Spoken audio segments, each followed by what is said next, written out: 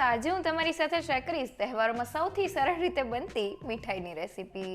તો આ મીઠાઈ બનાવવા માટે આપણે ના તો ચાસણી લેવાની ઝંઝટ થશે કે ના તો કોઈ પણ જાતની મહેનત થશે. બસ કોપરું, ખાંડ અને દૂધને ગ્રાઇન્ડ કરીને આપણે એક મિક્સર તૈયાર કરશું અને પછી તે મિક્સરને ફક્ત 15 થી 20 મિનિટ માટે કૂક કરી લેશું. અને પછી તેમાં ઘરે બનાવેલો ઇન્સ્ટન્ટ માવો એડ કરીને મીઠાઈને એકદમ બજાર જેવી સોફ્ટ અને મોઢામાં જ મૂકતા ઓગળી જાય તેવી ટેસ્ટી તૈયાર કરશું. તો તહેવારોની ઉજવણીમાં બજારમાં મળતી મોંઘી મીઠાઈ કે પછી ભેળસેળવાળી મીઠાઈથી કંઈક અલગ એકવાર આ મીઠાઈ ચોક્કસથી ટ્રાય કરવા જેવી છે. તો ચાલો રેસીપી શરૂ કરીએ. એકદમ ટેસ્ટી મીઠાઈ બનાવવા માટે મેં સૂકા કોપરાનું છીણ લીધેલું છે. તમે આ રીતના ઝીણા છીણનો ઉપયોગ કરેલો છે. તમે કોપરાનું જાડું છીણ કે પછી ટુકડા પણ લઈ શકો છો, કારણ કે આપણે તેને ગ્રાઇન્ડ જ કરવાના છે. વાટકીના માપથી 2 વાટકી અને વજનમાં 220 ગ્રામ જેટલું સૂકા કોપરાનું છીણ લીધેલું છે.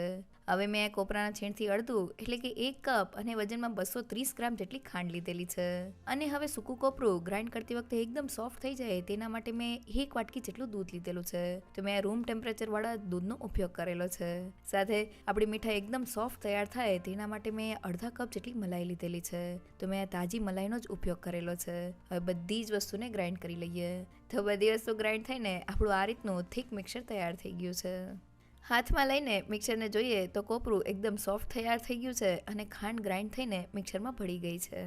તો મીઠાઈ બનાવવા માટે મેં સૂકા કોપરાના છીણનો ઉપયોગ કરેલો છે. અહીંયા જો તમારે સૂકા કોપરાના છીણની જગ્યાએ તાજા નાળિયેરના છીણનો ઉપયોગ કરવો હોય તો તાજા નાળિયેરમાંથી બસ તમારે સફેદ ભાગનો જ ઉપયોગ કરવાનો છે. તેની બ્રાઉન સ્કિનને કાઢી નાખવાની છે. સાથે મીઠાઈમાં મેં 2 કપ સૂકા કોપરાના છીણ સાથે તેનાથી અડધી એટલે કે 1 કપ જેટલી ખાંડ લીધેલી છે, જેનું માપ એકદમ પરફેક્ટ છે. સાથે સૂકું કોપરું થોડું ડ્રાય હોય છે એટલે મેં તેને 1 કપ દૂધ સાથે ગ્રાઇન્ડ કરેલું છે, જેનાથી કોપરાનું છીણ એકદમ સોફ્ટ થઈ જશે અને મીઠાઈ સોફ્ટ તૈયાર થશે. અહીંયા કોપરાના છીણને ગ્રાઇન્ડ કરતી વખતે આપણે વધુ પડતા દૂધનો ઉપયોગ નથી કરવાનો. સાથે દૂધ સાથે મેં થોડી મલાઈ એડ કરેલી છે, જેનાથી મીઠાઈનું ટેક્સચર એકદમ સોફ્ટ તૈયાર થાય. અહીંયા જો ઘરમાં મલાઈ ના હોય તો તમે તેની જગ્યાએ કન્ડેન્સ મિલ્કનો ઉપયોગ પણ કરી શકો છો. જો તમે કન્ડેન્સ મિલ્કનો ઉપયોગ કરતા હોય તો ખાંડનું પ્રમાણ થોડું ઘટાડી દેજો. હવે મીઠાઈમાં એડ કરવાનો માવો બનાવવા માટે પેનમાં 1 ચમચીલું ઘી એડ કરી દઈએ. હવે મેં અહીંયા 1/4 કપ અને 4 થી 5 મોટી ચમચીલું દૂધ લીધેલું છે.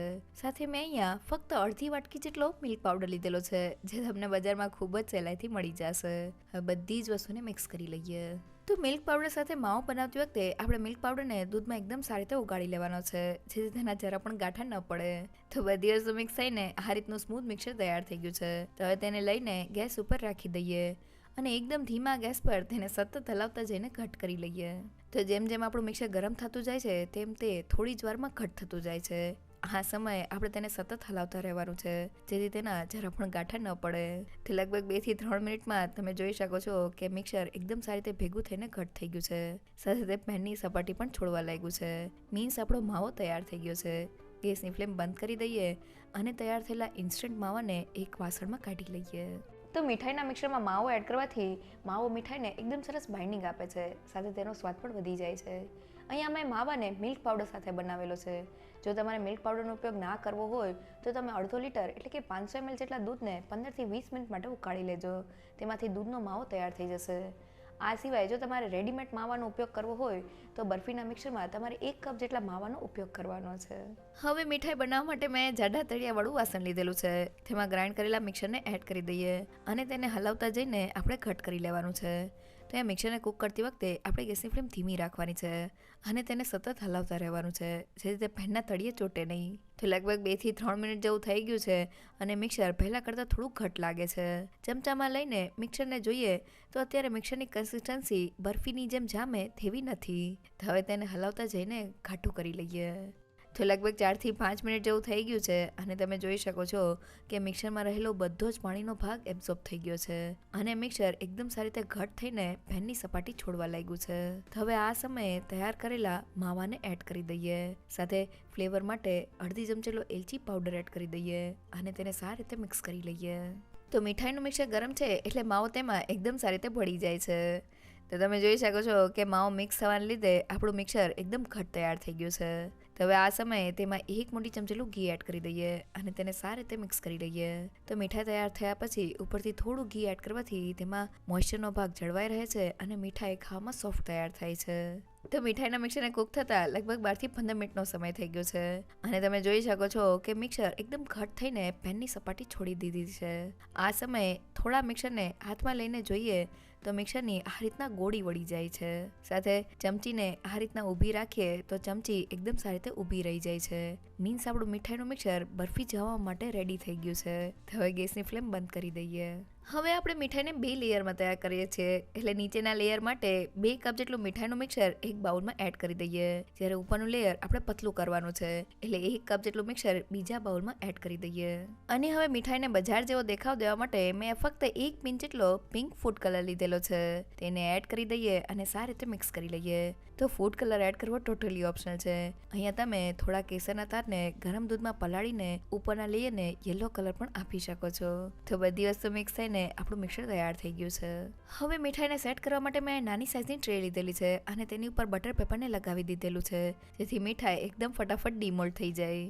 હવે મીઠાઈના સફેદ લેયરને ટ્રેમાં એડ કરી દઈએ અને તેને એક સરખા લેવલમાં કરી લઈએ. તો અહીંયા મીઠાઈમાં આપણે નીચેના સફેદ લેયરને થોડું થીક જ રાખવાનું છે. તો તમે જોઈ શકો છો કે નીચેનું લેયર એક સરખા લેવલમાં થઈ ગયું છે. અને હવે ઉપરના પિંક લેયર માટે મેં મિક્સરને હાથેથી થોડું પૂળું કરી દીધેલું છે. તેને સફેદ લેયર ઉપર રાખી દઈએ અને એક સરખા લેવલમાં કરી લઈએ. તો બંને લેયર એક સરખા લેવલમાં થઈ ગયા છે. હવે ઉપરથી થોડી પિસ્તાની કતરન અને થોડી બદામની કતરન એડ કરી દઈએ અને વાટકીની પાછળ થોડું ઘી લગાવીને પિસ્તા અને બદામની કતરનને થોડી પ્રેસ કરી દઈએ જેથી તે મીઠાઈના મિક્સરમાં એકદમ સારી રીતે પડી જાય. અને હવે મીઠાઈને સેટ કરવા માટે તમે તેને બહાર 3 થી 4 કલાક માટે રાખી શકો છો અથવા તો રેફ્રિજરેટરમાં ફક્ત 1 કલાકમાં આપણી મીઠાઈ સેટ થઈ જાય છે. તો થોડી જ વારમાં આપણી મીઠાઈ એકદમ સારી રીતે સેટ થઈ ગઈ છે. હવે તેને ટ્રેથી અલગ કરી લઈએ અને તેના બટર પેપરને કાઢી લઈએ અને હવે છરીની મદદથી તેના પીસ કરી લઈએ. તૈયાર થયેલા મીઠાઈના પીસને હાથમાં લઈને જોઈએ તો એકદમ સરસ લેયર સાથે આપણી મીઠાઈ તૈયાર થઈ છે. હાથેથી તોડીને જોઈએ તો મીઠાઈ ખાવામાં એકદમ સોફ્ટ તૈયાર થઈ છે. એકવાર જરૂરથી ટ્રાય કરજો. તો એકવાર ચોક્કસથી ટ્રાય કરવા જેવી આપણી એકદમ બજાર જેવી મીઠાઈ બનીને તૈયાર થઈ ગઈ છે. મીઠાઈ બનાવતી વખતે બસ તમારે અમુક વાતનું ધ્યાન રાખવાનું છે. પહેલી એ કે જેટલું તમે સૂકા ખોપરાનું છીણ લેતા હોય તેનાથી તમારે અડધી ખાંડ લેવાની છે. અહીંયા મેં 2 કપ સૂકા ખોપરાના છીણ સાથે 1 કપ જેટલી ખાંડ લીધેલી છે. સાથે સૂકા કોપરું થોડું ડ્રાય હોય છે એટલે તેને થોડા દૂધ સાથે આપણે ગ્રાઇન્ડ કરી લેશું તો તે એકદમ સોફ્ટ થઈ જશે. દૂધ સાથે થોડી ઘરની મલાઈ એડ કરવાથી મીઠાઈનો સ્વાદ એકદમ સરસ આવે છે. સાથે મીઠાઈના મિક્સરને કૂક કરતી વખતે આપણે તેને ધીમા ગેસ પર ત્યાં સુધી કૂક કરવાનું છે જ્યાં સુધી તેમાં રહેલું બધું જ મોઇશ્ચરનો ભાગ એબ્ઝોર્બ ન થઈ જાય. અને મીઠાઈને એકદમ બજાર જેવું બાઇન્ડિંગ અને ટેક્સચર દેવા માટે તેમાં થોડો ઇન્સ્ટન્ટ માવો એડ કરવાથી તે એકદમ પરફેક્ટ તૈયાર થાય છે.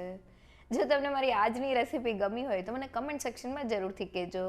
સાથે મારા વિડીયોને લાઇક અને ફ્રેન્ડ્સ અને ફેમિલીમાં શેર કરજો અને મારી ચેનલને સબસ્ક્રાઈબ કરવાનું ના ભૂલશો. તો ફરી મળીએ એક નવી રેસીપી સાથે.